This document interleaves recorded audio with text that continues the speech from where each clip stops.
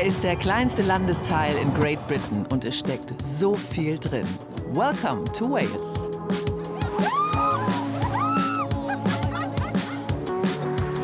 Riesige Berge, weite Strände und Steilküsten und dazwischen immer wieder Burgen und Schafe.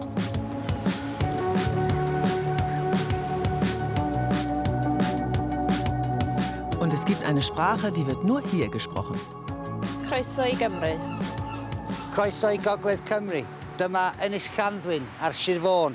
Mae'r haul allan, mae'n braf, a mae'r lle mae'n fendigedig.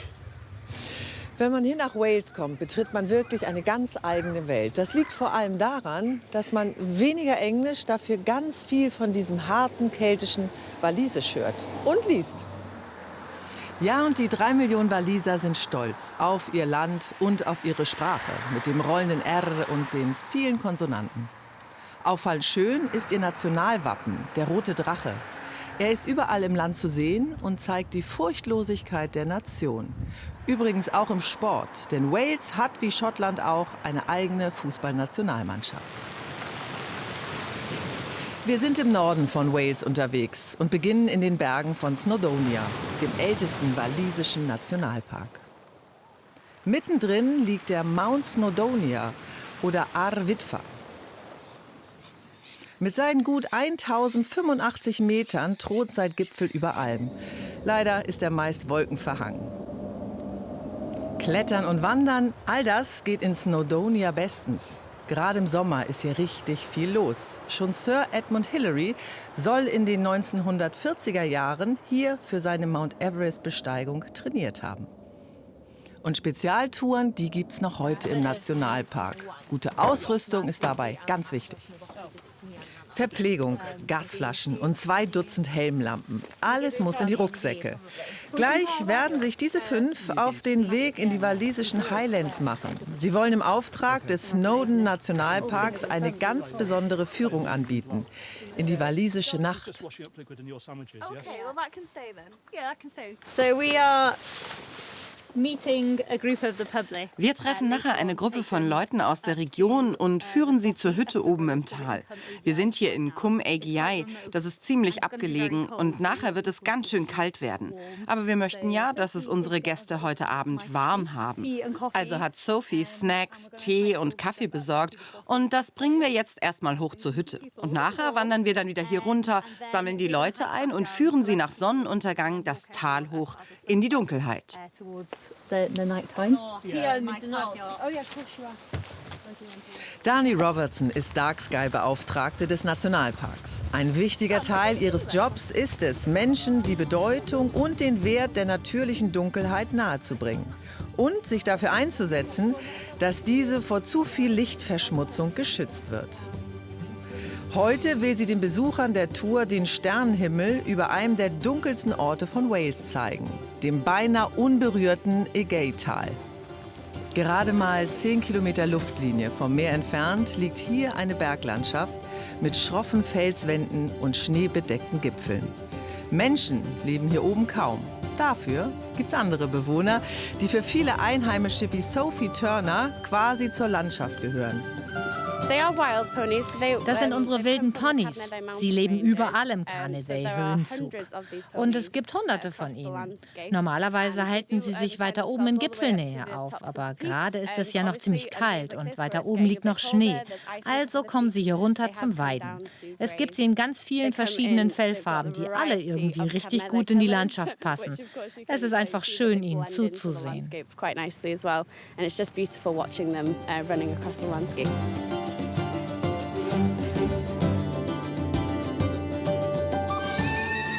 Nach einer knappen Stunde Marsch nähert sich die Gruppe ihrem Ziel, dem Boothie,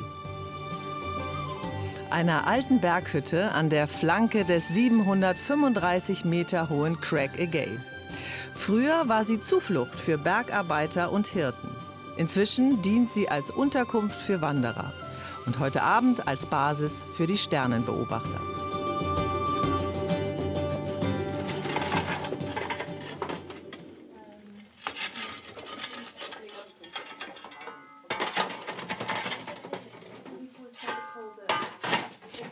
Nachdem die Hütte auf Temperatur ist, spricht das Team noch einmal den Sicherheitsplan durch. Schließlich wollen sie gleich 20 Sternenbeobachter in der Dunkelheit hier hochführen. Für Danny sind solche Touren eine wertvolle Chance, die Teilnehmenden daran zu erinnern, dass Dunkelheit nicht schlecht oder gefährlich ist, sondern ein wichtiger und oft schöner Bestandteil unseres Lebens. Dass die Leute hierher kommen und die Nacht erleben. Viele von uns gehen ja in der Dunkelheit kaum noch vor die Tür. Wir sagen immer, der halbe Nationalpark findet in der Dunkelheit statt und er ist komplett anders als bei Tag. Vielleicht warst du schon mal bei Sonnenschein hier, aber bei Nacht bist du weit weg von jedem Kunstlicht und jeder Lichtverschmutzung. Das ist eine unglaubliche Erfahrung. Ich liebe die Nacht und die Sterne. Der dunkle Nachthimmel ist so abwechslungsreich. Er verändert sich ja ständig. Die Sternbilder, verschiedene Planeten am Himmel, die wechselnden Mondphasen, vielleicht sogar ein Meteoritenschauer. Ich bin an einem Ort mit viel Lichtverschmutzung aufgewachsen. Ich weiß, wie es ist, ohne Sterne zu leben. Hier draußen zu sein, unter Tausenden von Sternen, das wird nie langweilig.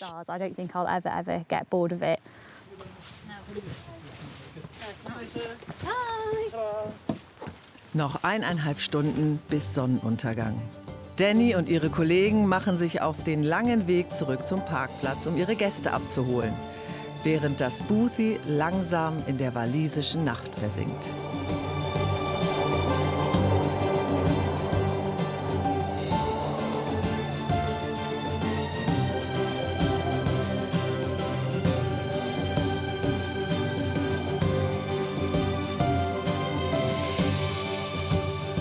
Drei Stunden später. Das Nationalparkteam und seine Gäste sind im Anmarsch. Trotz Dunkelheit und schwierigem Gelände haben es alle durch das unwegsame Tal bis hinauf zum Boothie geschafft. Und jetzt kommt die Belohnung. Lampen aus und Blick nach oben. Können bitte alle ihre Kopflichter ausmachen, damit sich unsere Augen an die Dunkelheit gewöhnen? Dankeschön. Und ohne künstliches Licht leuchten nur noch die Sterne, hoch über den walisischen Bergen.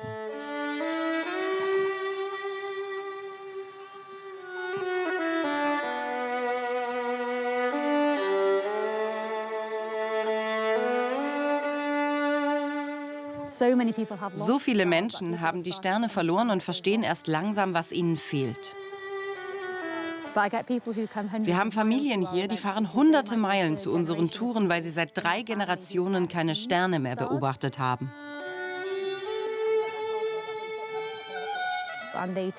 Und wenn sie die Erinnerungen als einzigartigen Moment mitnehmen, dann hilft das, den dunklen Nachthimmel zu bewahren.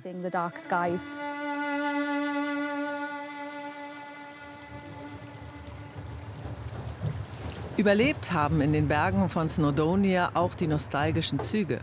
Hier gibt es einige der berühmtesten Schmalspurbahnen der Welt. Und eine fährt schon ganz früh im Jahr ihre Runden. Ich steige mit ein. Morning. Morning. You take us with you. I am? Yeah, you do. Is this one all right? Platz ist da, versichert mir der Schaffner, der ehrenamtlich hier arbeitet. Which way? We go. Und er erzählt mir, dass die Bahn ca. 45 Minuten die eine Seite des Sees hinauffährt und dann wieder zurück.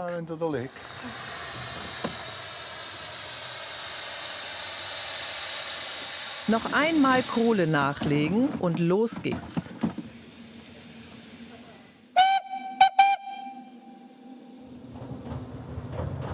Die Shanbury Railway sind Museumsbahnen, die auf einer eigentlich stillgelegten Bahnstrecke fahren dürfen. Die Fahrt am Seeufer entlang ist total entspannt. Denn trotzdem die Lok so viel Dampf macht, geht es nur im Schritttempo vorwärts. Gut so, kann man besser gucken.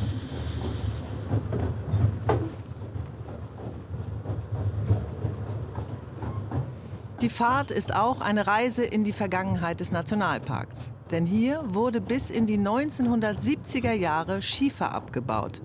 Am Anfang Untertage in Minen und später auch Übertage. Der Abbau hat den Nationalpark geprägt. Deshalb wurde die Schieferlandschaft zum UNESCO-Welterbe erklärt. Die Menschen haben über Generationen in den Bergminen geschuftet und das grauschwarze Gestein mit Hilfe der Bahn von den Bergen ans Meer geschafft. Schiefer war der Exportschlager von North Wales. Von hier ging er in die ganze Welt, auch nach Deutschland. Es sind beeindruckende Bilder, die ich im National Slate Museum gleich neben dem Museumsbahnhof sehe. Sie zeigen das harte Leben der Schieferbergleute. In den ehemaligen Werkstätten haben mehr als 3000 Menschen gearbeitet. Und man bekommt einen guten Einblick auch in das Privatleben. 3 Häuser von Minenarbeitern aus verschiedenen Zeitepochen kann man besuchen. Sie wurden restauriert und man könnte fast meinen, da wohne noch jemand. Oh, hi. Do you live here? No, but I work for the museum. It looks a little bit. Und ich bin überrascht, hier sitzt ja wirklich einer. Menowin arbeitet fürs Museum. Do you like the house then? Well, I'm not sure. It's a little bit small, isn't it? Well, that's how it was. Die Häuser waren alle klein, sagt er. Und das Feuer, Ofen, Licht, Heizung und Herd zugleich. The cooking, the lighting, the heating. Es waren harte Zeiten, besonders wenn sie gestreikt haben. Da mussten die Bergleute auch schon mal 3 Jahre ohne Geld auskommen. They didn't work for 3 years. Im Jahre 1969 wurden dann die Häuser etwas komfortabler für die Familien.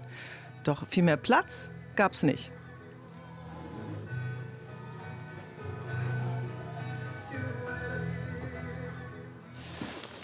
Okay, wird es auch nicht größer. Schauen wir mal. Ja, Kinderzimmer. Nett. Und direkt nebenan haben dann die Eltern gewohnt. Hätte man den Schieferbergarbeitern damals gesagt, dass irgendwann Touristen kommen und freiwillig an dem Ort übernachten, wo sie geschuftet haben, hätten sie im Leben nicht geglaubt.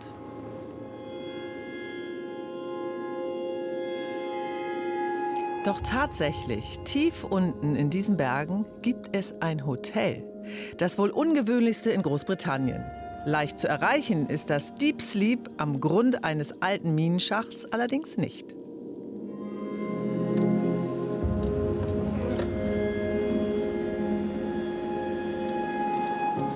Nick Meekins ist sowas wie der Portier. Seit der Eröffnung vor einem Jahr zeigt er seinen Übernachtungsgästen den langen und ganz schön abenteuerlichen Weg in die Tiefe. Der beginnt immer über Tage mit einer ausführlichen Sicherheitseinweisung. Macht mir das einfach nach. Einfach über die Hüfte hochziehen. Sicherheitsgeschirr, Grubenhelm, feste Gummistiefel, warme Kleidung. Ohne die richtige Ausrüstung kommt niemand in die Mine.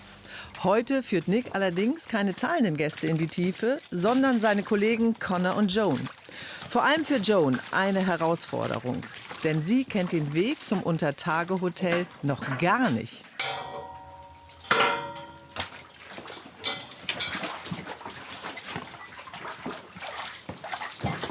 Okay, coming in. Watch your heads, a little bit low. Zu dritt wollen sie die Unterkunft für die nächste Gästegruppe am kommenden Wochenende vorbereiten. Okay, watch out for the hole. Okay. Okay, so welcome to Carmarthen. Willkommen in Carmarthen. Wir sind jetzt auf dem Höhenniveau des Sees, den ihr draußen bemerkt habt. Und wir werden jetzt diesen abschüssigen Tunnel runterlaufen. Der ist ziemlich steil. Ihr könnt auf die losen Schieferplatten treten, solange sie waagrecht liegen. Aber wenn sie schief sind, kommen sie extrem leicht ins Rutschen. Also passt bitte auf, wenn ihr da runterlauft. Please be careful as you go down.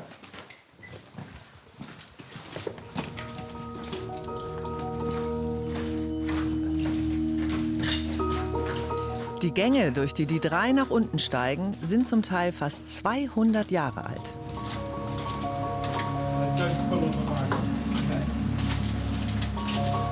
Kein Aufzug, kein Licht, keine Treppen.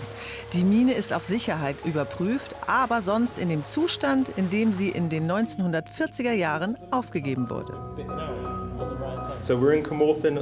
Wir sind hier in der Carmarthen-Mine, die direkt mit der Oakley-Mine verbunden ist, zusammen über 100 Kilometer Gänge. Die größte Schiefermine der Welt.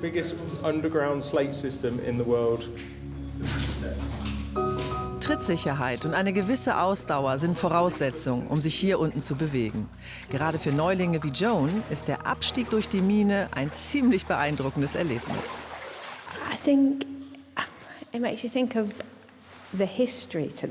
Man kriegt schon ein Gefühl für die Geschichte dieses Ortes und wie das für die Bergleute gewesen sein muss, die hier gearbeitet haben, unter diesen Bedingungen hier.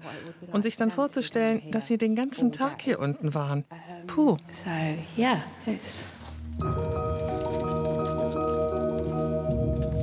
and then follow the rope right to the end.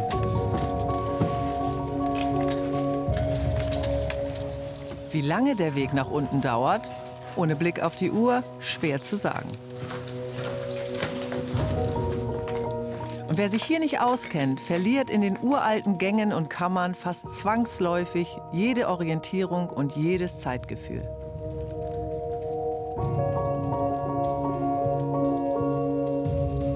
Hier unten scheint es nichts zu geben, außer Stille und Fels, Schieferstaub und Dunkelheit. Bis dann nach gut 2 Stunden doch ein Licht auftaucht, am tiefsten begehbaren Punkt der Mine. Wir sind jetzt mehr als 400 Meter unter der Oberfläche, 1378 Fuß.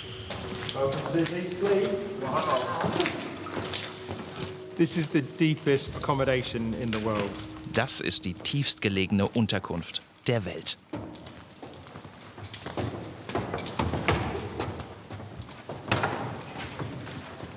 Die Küche ist normalerweise die erste Anlaufstelle nach dem langen Marsch durch die Mine. Eine Tasse Tee zum Aufwärmen. Dann bespricht das Team, was hier unten noch alles vorbereitet werden muss, bevor die nächsten Übernachtungsgäste eintreffen. Eine Unterkunft so weit weg vom Rest der Welt lässt sich nur mit viel Planung und Koordination betreiben. Und sie ist meist gut gebucht. Trotz des stolzen Übernachtungspreises von 375 Pfund, knapp 400 € pro Zimmer. Fast 3 Jahre haben Nick und seine Kollegen gebraucht, um die 4 kleinen Hütten und die vergleichsweise luxuriöse Felsensuite in einer Nebenkammer zu bauen und gemütlich einzurichten. Welcome to your cabin.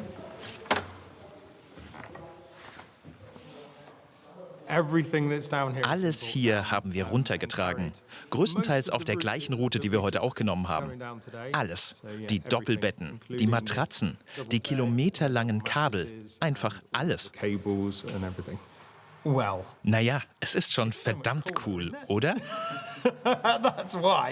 Natürlich hätten wir das alles auch viel näher an der Oberfläche bauen können, aber dann wäre es ja ein Ort wie jeder andere. Ich muss zugeben, als wir jedes einzelne Teil hier runtergeschleppt haben, habe ich mich auch schon mal gefragt, ob das wirklich sein muss. Aber jetzt, wo alles fertig ist, ist es ein Erlebnis. Für unsere Gäste ist allein schon der Weg ein Abenteuer. Und sie erleben etwas, was es nur einmal auf der Welt gibt. Das hier ist einzigartig.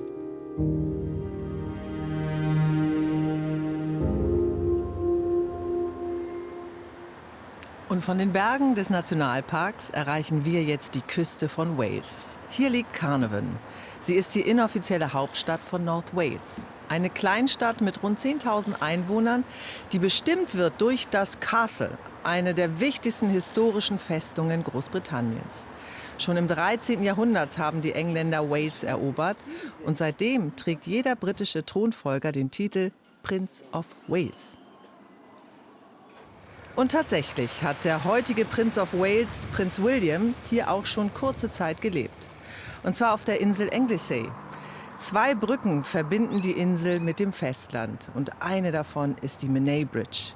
1826 wurde sie fertiggestellt und gilt als erste moderne Hängebrücke der Welt. Das hier ist Beaumaris auf Anglesey, eine ehemalige Wikingersiedlung, in der die Engländer im 14. Jahrhundert ebenfalls eine riesige Burg bauten, die aber niemals fertig wurde. Heute ist Beaumaris ein beliebter Urlaubsort mit vielen Shops und Restaurants. Are there many tourists coming here? Oh yes, Die Touristen kommen von überall, erzählt mir eine Insulanerin.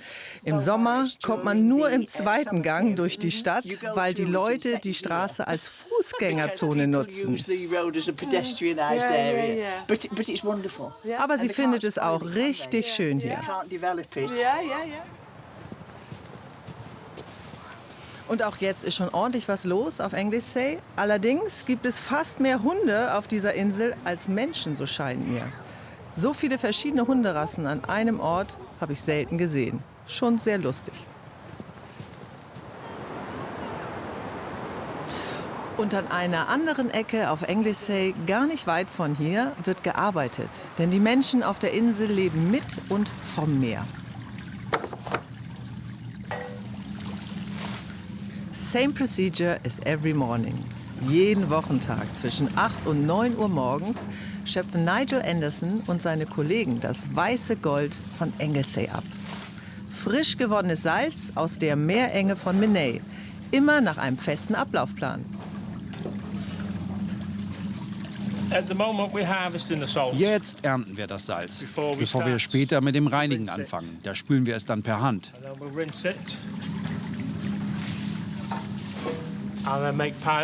Und dann kommt es erstmal auf einen großen Haufen im Produktionsraum, wo es über Nacht schon mal trocknen kann. Und morgen kommt es dann noch mal einen Tag lang in den Trockenofen. Der Rohstoff kommt aus der Natur. Das Wasser wird direkt aus der Meerenge nebenan in die Salzmanufaktur gepumpt und mehrfach gefiltert. Dann wird durch einen Destillationsprozess der Salzgehalt erhöht. Und schließlich landet das weiße Gold in den 2 Dutzend Bottichen der Salzmacher von Anglesey. Hier siedet es dann über 24 Stunden aus, bis sich die Salzkristalle absetzen und einfach abgeschöpft werden können. Eine ziemlich schweißtreibende Angelegenheit für Nigel und seine Kollegen, denn in der Salzstube ist es immer warm und feucht.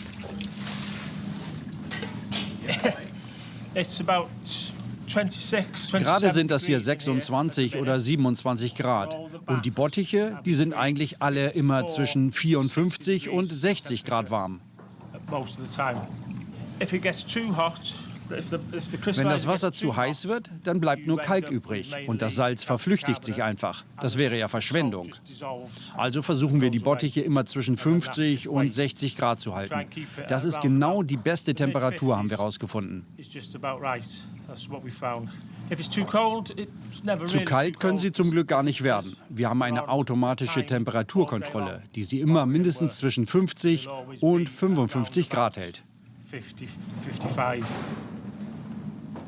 Im Durchschnitt bringt jeder Bottich ca. 7 bis 10 Kilo Salz pro Tag ein.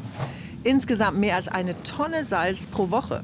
Nach dem Reinigen und Trocknen wird es in der Manufaktur verpackt und unter dem Namen Hallenmon, walisisch für Salz von Anglesey, national und international verschickt.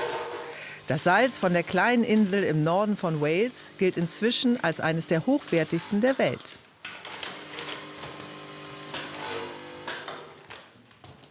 Dabei hat die Salzherstellung auf Anglesey gar keine besonders lange Tradition. Die Manufaktur gibt es erst seit 1994. Ein klassischer Familienbetrieb mit rund 20 Mitarbeitenden. Gegründet von Alison Lee Wilson und ihrem Mann. Inzwischen ist auch Tochter Jess Teil des Teams. Und auch wenn das Unternehmen nur eine kleine Produktion hat, im Lagerhaus dreht sich alles um das eine. Das ist viel Salz hier. Ja,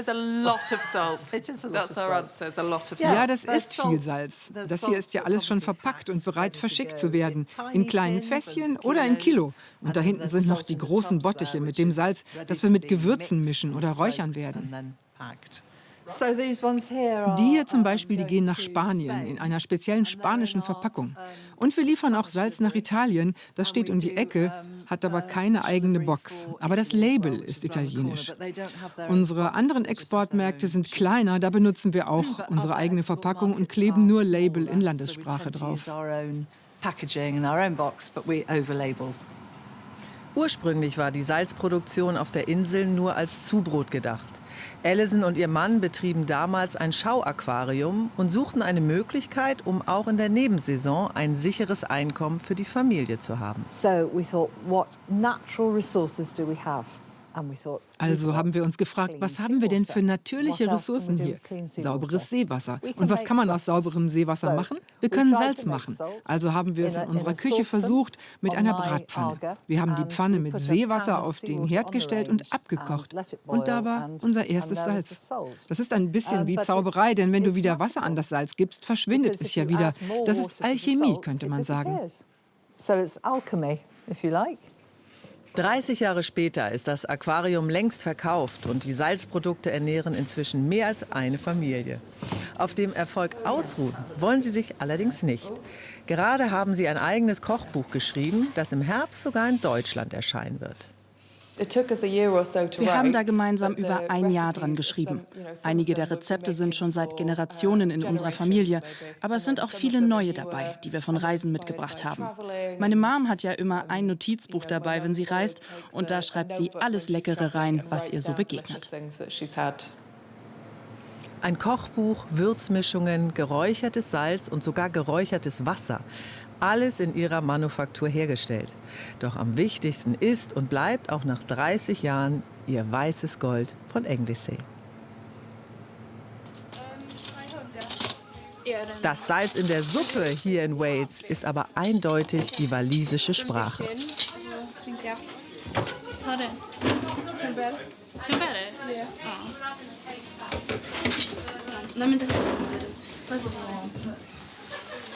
Thank you. Yes. Oh, die sind so nett, wenn ich sie nur besser verstehen würde. Ist nicht einfach. Tja, Walisisch wird wirklich nur hier gesprochen und in Patagonien. Ja, Sie haben richtig gehört, denn nach Südamerika sind viele Waliser Anfang des 20. Jahrhunderts ausgewandert und haben ihre Muttersprache mitgenommen. Hier in Wales ist Englisch und Kymrisch, wie die Waliser ihre Sprache nennen, seit 1990 per Gesetz gleichgestellt.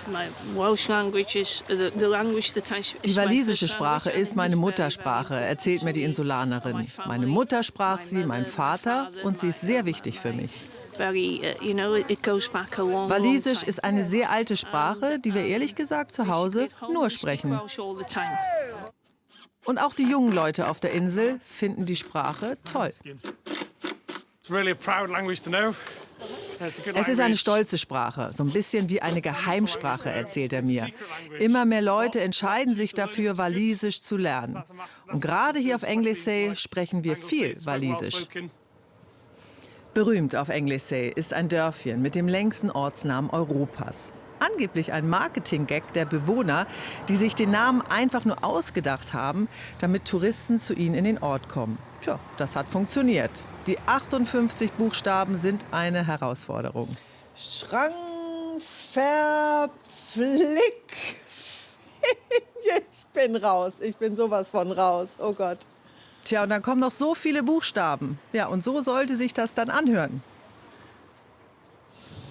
Llanfair Pwllgwyngyll, Gogerych, Wyndrabwll, Llantysilio, Gogogoch. Llanfair Pwllgwyngyll, Gogerych, Wyndrabwll, Llantysilio, Gogogoch. Thanks a lot. Ganz genau. Jetzt wissen Sie Bescheid. Und Plüsken heißt Muschel auf Walisisch. Und die werden hier vor der Insel gezüchtet.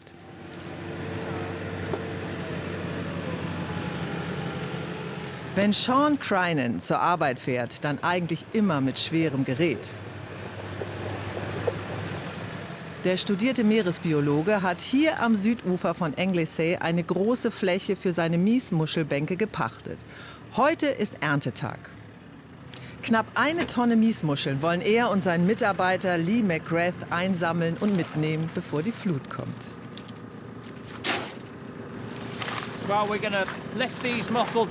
Also wir laden diese Muscheln hier erstmal vorne auf unsere Maschine. Wozu das nötig ist? Guck mal, du hast da ganz viele leere Schalen und Schlamm zwischen den Muscheln. Also fahren wir das Ganze nachher dort hinten ins flache Wasser und dort spülen wir es dann erstmal durch die Bürsten in unseren Transportcontainer. Dadurch wird schon mal das Gröbste abgewaschen und wir müssen weniger Schlamm und Schalenreste zur Weiterverarbeitung transportieren.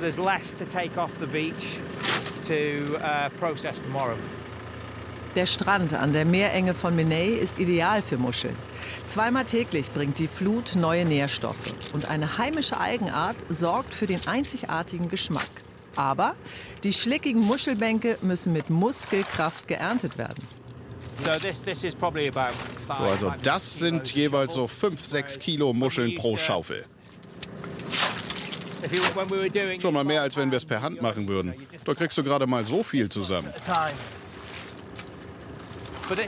Aber das hier ist die einzige Art, wie wir ernten können. Unter den Muscheln ist ein halber Meter Schlick. Da kann kein Radlader drüber. Jede Maschine, mit der ich das versucht habe, ist irgendwann im Muschelschlamm stecken geblieben.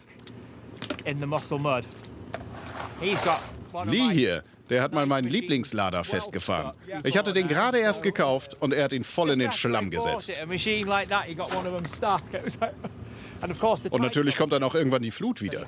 Du musst hier immer einfallsreich und schnell sein. Nach 25 Jahren kennt Sean sein Muschelrevier in- und auswendig und weiß, wo der Untergrund fest genug ist, um die Muscheln mit dem Kipplader zum ersten Reinigen zu fahren.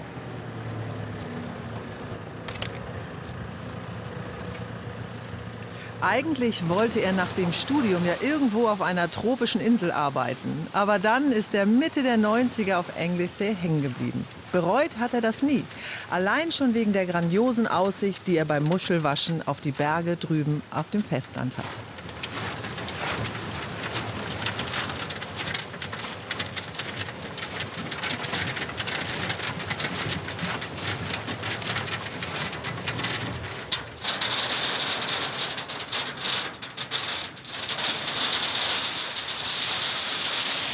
Drei Fuhren sind es heute. Bei der Ernte müssen sich Sean und Lee ranhalten. Nicht nur wegen der rapide einsetzenden Flut, sondern auch, um der Konkurrenz zuvorzukommen. Für die Austernfischer von Anglesey sind Seans dicht ausgelegte Miesmuscheln nämlich ein willkommenes Selbstbedienungsbuffet. In den Wintermonaten fressen sie ihm regelmäßig mehrere 100 Kilo weg.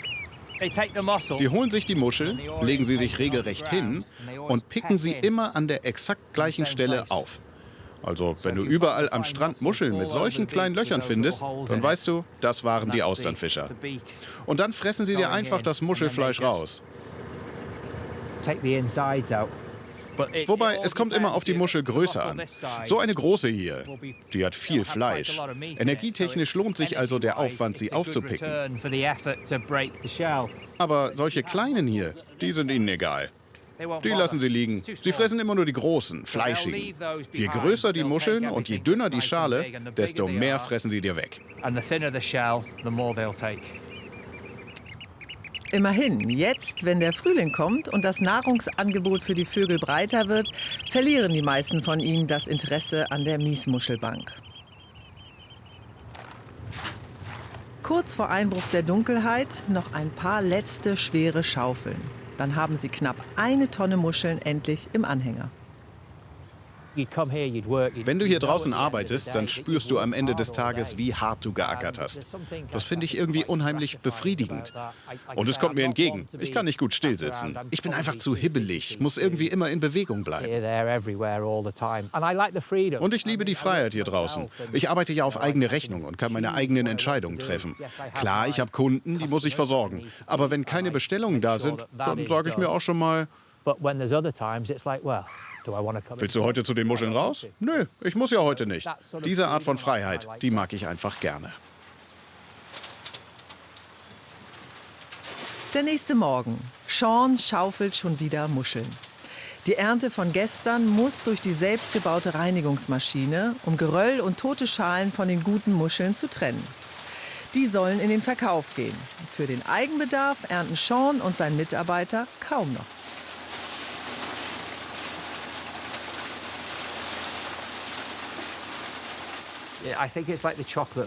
Das ist wie in der Schokoladenfabrik. Irgendwann bist du übersättigt. Ich esse sie schon noch, aber nicht oft. Meine Frau beschwert sich schon, dass sie ins Restaurant gehen muss, wenn sie Muscheln aus meiner Produktion essen will.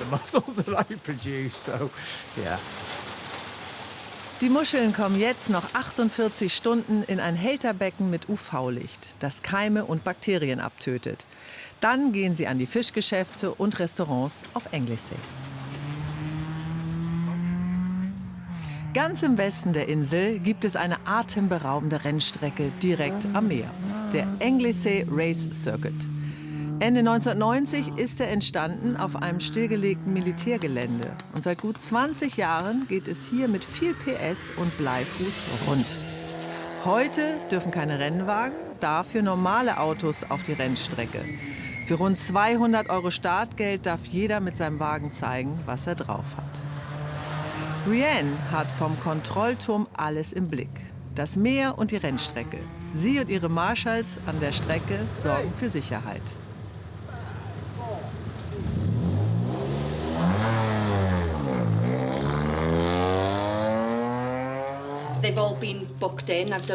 Alle Fahrer haben sich bei uns angemeldet, erzählt mir Rianne. Und dann bin ich im Safety Car die Strecke abgefahren, um den Fahrern zu zeigen, wie sie fahren müssen. Und dann können sie loslegen.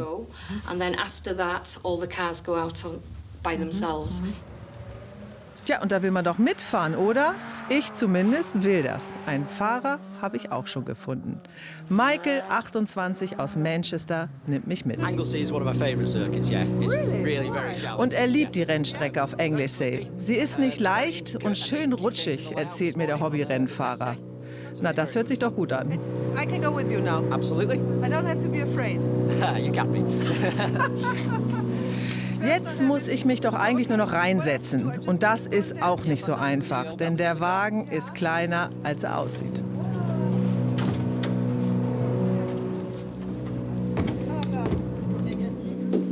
Oh, viel zu klein, viel zu klein.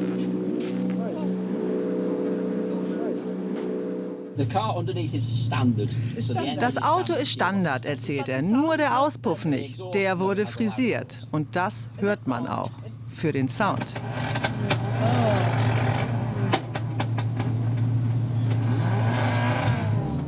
Und dann geht es los. Mit 200 km/h fegen wir über den Asphalt.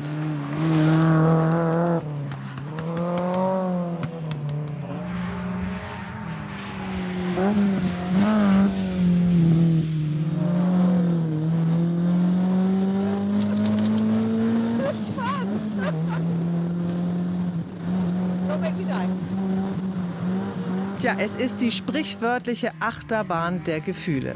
Aber die Aussicht ist sensationell. Und nach rund 10 Minuten ist dann auch alles schon vorbei.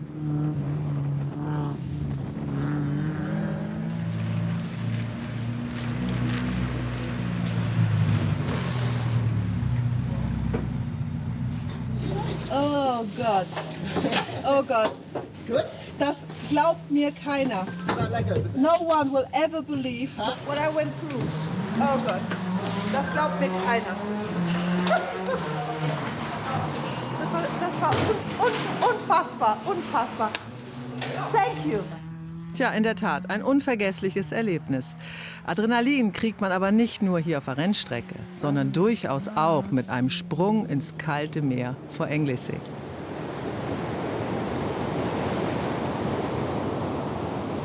Die Bucht von Trecastech an der Westseite der Insel Anglesey. Raue Brandung, schroffe Klippen und ein beeindruckendes Panorama. Und heute Treffpunkt der Blue Tits, der Blaumeisen.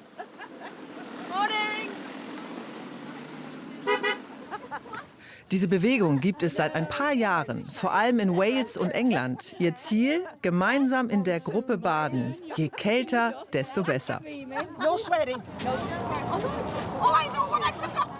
Donna Redford-Jones ist die Gründerin der lokalen Gruppe.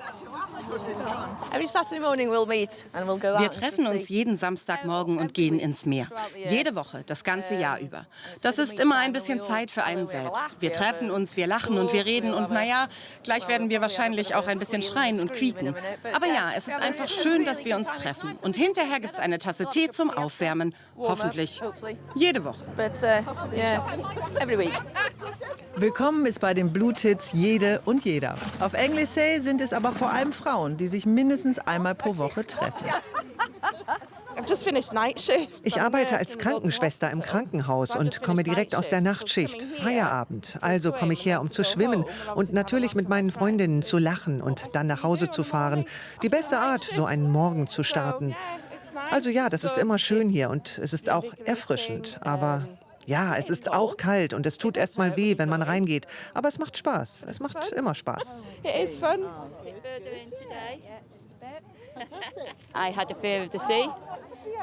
Ich hatte immer Angst vor dem Meer.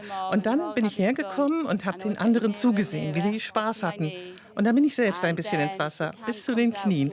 Und auf einmal war da diese Hand. Meine Freundin hat mir die Hand ausgestreckt, komm doch noch ein bisschen weiter rein. Und auf einmal bin ich im Meer geschwommen. Und so hat das angefangen.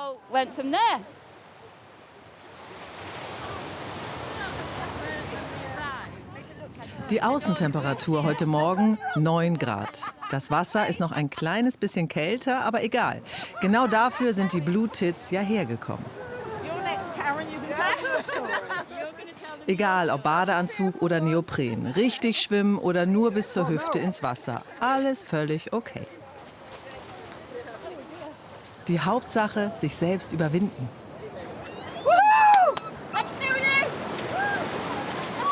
Sich mit der Kälte ein bisschen lebendig fühlen und vor allem ganz viel Spaß haben.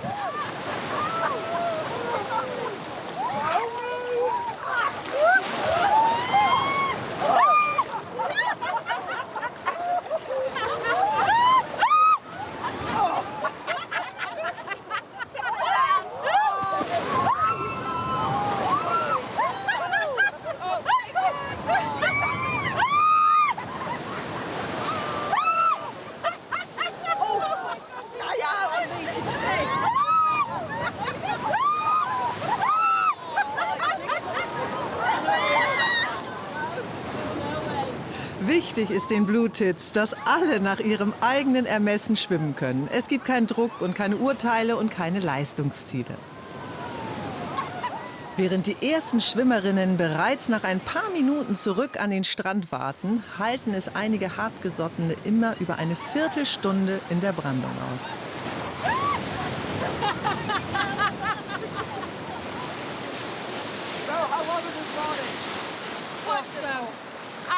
Das Beste, was man morgens machen kann. Aber gerade kann ich nicht reden. Kalt, aber großartig.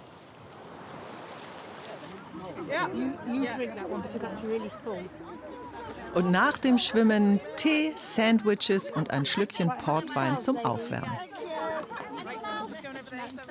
Auch das gehört zum Samstagmorgen der Blue Tits. Die Gemeinsamkeit.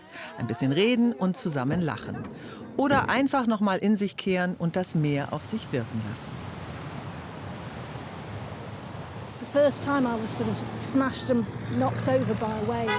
Als ich das erste Mal von einer Welle umgeworfen wurde, habe ich kurz gedacht, ich muss sterben.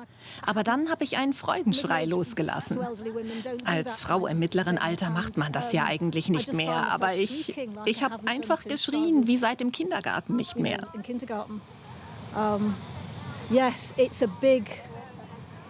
Ja, hier kannst du dir für ein paar Momente erlauben, einfach mal nicht erwachsen zu sein. Weil erwachsen sein, das ist manchmal ja ganz schön schwer. Und hier darfst du einfach mal Kind sein.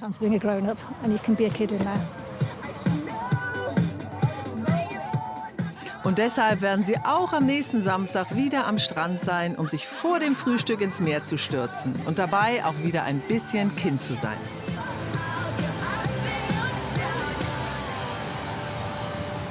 Und hier am Strand der irischen See endet unsere Reise durchs wunderbare Wales. Und eins muss ich sagen, das Land hat mich mit seiner rauen Schönheit wirklich beeindruckt. Tschüss und bis zum nächsten Mal hier im Nordsee-Report. Und Sie wissen, diese und viele andere Reisen rund um die Nordsee gibt es in der ARD-Mediathek.